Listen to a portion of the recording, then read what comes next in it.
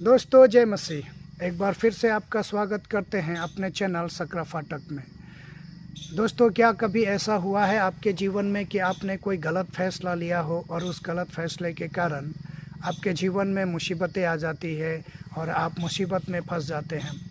प्राय हमारे जीवन में हम कभी कभी ऐसे गलत फैसले ले लेते हैं जिसका परिणाम जो है बहुत ही गलत होता है, बुरा होता है, मगर फिर भी परमेश्वर हमारे जीवन में जो है अपनी दया और अपनी कृपा और अपने अनुग्रह को बनाए रखता है। तो दोस्तों, आज हम जिस बाइबल से जिस व्यक्ति के बारे में बात करने वाले हैं वो व्यक्ति है लूत। लूत के बारे में आपको पता है दोस्तों कि लूत जो है वो अब्राहम का भतीजा था और परमेश्वर ने अब्राहम को आदेश दिया कि तुम अपने माता पिता, अपने घर और कुटुंब को छोड़ करके उस देश में जाओ जिस देश को मैंने देने का जो देश मैं तुम्हें दिखाऊंगा उस देश में तुम चले जाओ और मैं तुम्हें आशीष दूंगा और बहुत बढ़ा दूंगा। तो परमेश्वर के आदेश को मान करके अब्राहम और उसके साथ में लूत जो है निकलते हैं। तो दोस्तों, पहले थोड़ा सा बैकग्राउंड को देखते हैं कि लूत कौन था और अब्राहम कौन था। तो आपको बता दें, अब्राहम का जो पिता का नाम था वो तेरह था। अब्राहम के भाई नाहोर और हारान थे और हारान जो है लूत का पिता था। हारान जो है लूत का पिता था और लूत की मृत्यु जो है हारान की मृत्यु जो है अचानक हो जाती है, यानी लूत के पिता की मृत्यु जो है अचानक किसी कारणवश से हो जाती है। और उसके बाद में यहोवा परमेश्वर जो अब्राहम से कहता है कि अब तू अपनी यात्रा को जारी कर और जिस यात्रा में मैंने तुम्हें जाने के लिए कहा, जो देश मैंने तुमको देने का वादा किया है, उस देश में तुम जाओ, अपने घर कुटुंब को छोड़ करके निकलो। ये हम देखते हैं उत्पत्ति 12 से 1 में जब हम पढ़ते जाते हैं तो देखते हैं। और दोस्तों, ऐसा होता है कि जब वो लोग निकल जाते हैं वहाँ पे, तो एक जगह पे जब वो लोग पहुँचते हैं, जब रहने लगते हैं अब्राहम और लूत, तो इनके पास में बहुत सारी मवेशियाँ होती है। लूत के पास में भी और अब्राहम के पास में भी बहुत सारी मवेशी होती है और इन मवेशियों के कारण क्या होता है, उनके बीच में झगड़ा उत्पन्न हो जाता है, क्योंकि इनके लोग भी थे जो भेड़ बकरियों को चराया करते थे, लूत के लोग भी थे, और अब्राहम के दास दासी भी थे जो भेड़ बकरियों को, गाय बैलों को चराया करते थे। तो हो सकता है आसपास में जो खेत हो उन खेतों में इनकी गाय बकरियां चली जाती हो और जिसके द्वारा इन दोनों के बीच में विवाद हुआ हो और अब्राहम से भी विवाद हुआ हो। इसलिए अब्राहम कहता है कि देखो, हम दोनों तो भाई हैं, इसलिए हमारे बीच में किसी भी प्रकार का कोई भी विवाद ना हो, इसलिए सारा देश तुम्हारे नज़र में है, तुम जिस तरफ जाना चाहते हो उस तरफ का तुम वो चुन लो।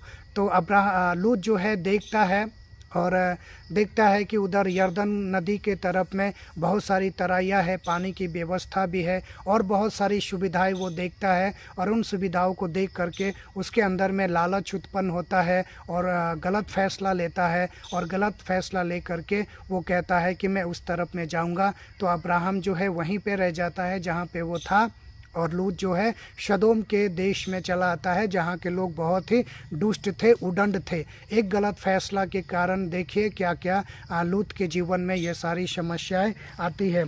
तो दोस्तों, ये जो लूत का जो गलत चुनाव है ये हम देख सकते हैं उत्पत्ति 13 का 8 में, और इसके बाद में जब हम लोग पढ़ते हैं तो ये हम लोग देखते रहते हैं कि कैसे कैसे क्या होता है।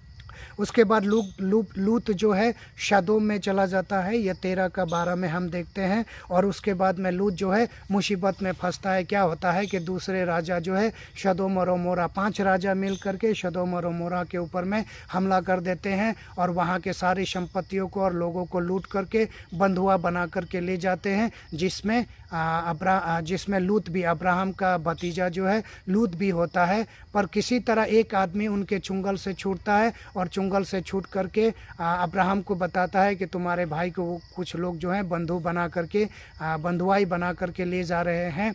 और अब्राहम जो है 300 लोगों को तैयार करता है, लठैत और भलैत लोगों को, और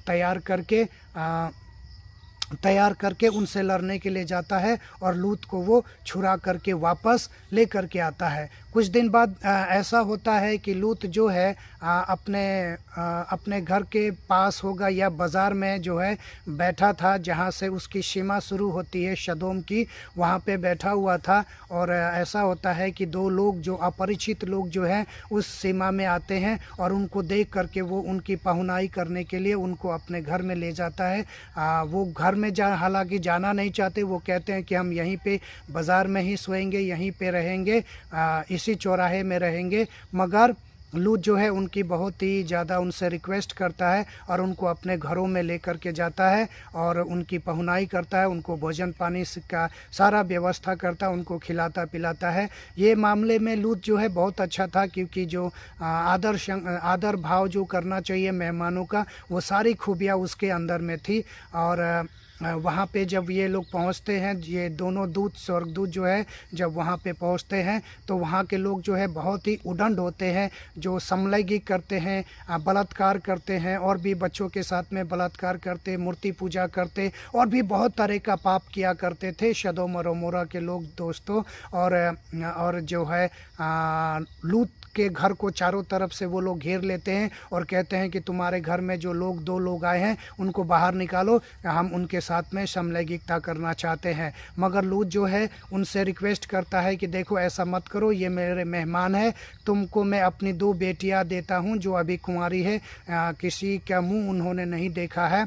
तो उसने अपनी बेटी का जीवन और अपने बच्चों का जीवन और अपने आप का जीवन भी है परमेश्वर के दूतों के लिए अनजाने में ही भेंट चढ़ा देता है, जोखिम उठाता है। और मगर वो लोग जो है नहीं मानते, बोलते नहीं हमको उन्हीं के साथ में समलैंगिकता करना है। और तब वो दूत जो है उनको अंधे कर देते हैं। और उसके बाद में ये दूत जो है लूत को आदेश देते हैं कि तुम लोग जितना जल्द हो सके इस घर को छोड़ करके, इस गांव को छोड़ करके, इस सदोम को छोड़ करके यहाँ से निकल जाओ, क्योंकि हम लोग इस नगर को नष्ट करने वाले हैं।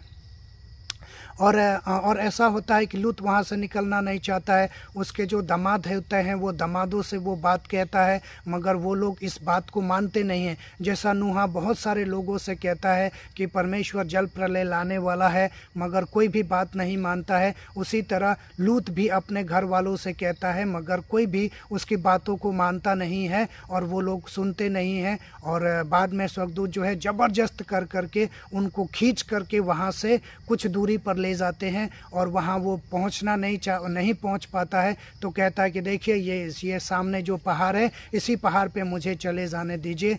तो वो दूत जो है ये बातों को भी मान लेते हैं और उसके बाद में जब वो पहाड़ पे जाता है तो वो सारा नगर जो है नष्ट कर देता है।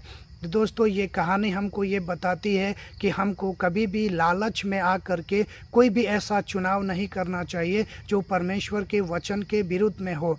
दोस्तों हालांकि लूत के बारे में बाइबल बताती है कि वो जो धर्मी व्यक्ति था, अगर हम दूसरे पत्र से 2 का 7, 8, 9 को अगर हम पढ़ते हैं तो हम पाते हैं कि लूत जो है वो धर्मी व्यक्ति था। वहाँ पे ऐसा लिखा है, दूसरा पत्रस 2 के 7, 8 में इस प्रकार लिखा हुआ है कि वो धर्मी व्यक्ति था। मगर जब हम उसके चाल चरित्र और स्वभाव को देखते हैं तो थोड़ा सा संदेह भी होने लगता है दोस्तों शुरू में। मगर वो एक अच्छा व्यक्ति था, बाइबल ऐसा बताती है कि वो एक धर्मी व्यक्ति था, इसलिए वो बचाया गया और उसने परमेश्वर के लोगों के लिए अपना जीवन और अपने बच्चियों का जीवन भी दांव में लगा दिया। तो दोस्तों ये कहानी हमको बताती है, ये लूत का जीवन हमको बताता है कि हमको जो लोगों का जो पहुनाई है, जो लोगों का मान सम्मान है, जो हमारे घर में गेस्ट आते हैं, मेहमान आते हैं, उनका आदर भाव करना चाहिए। नया नियम भी हमको यही बताता है, पौलुस ने भी यही बताया है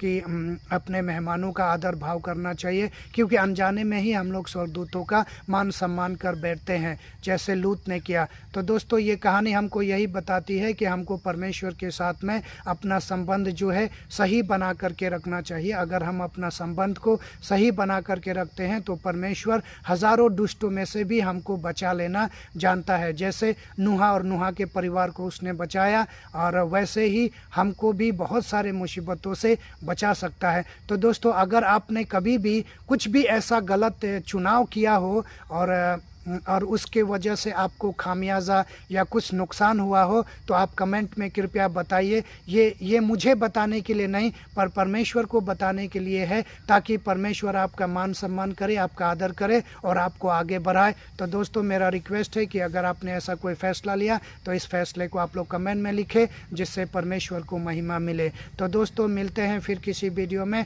तब तक के लिए जय मसीह।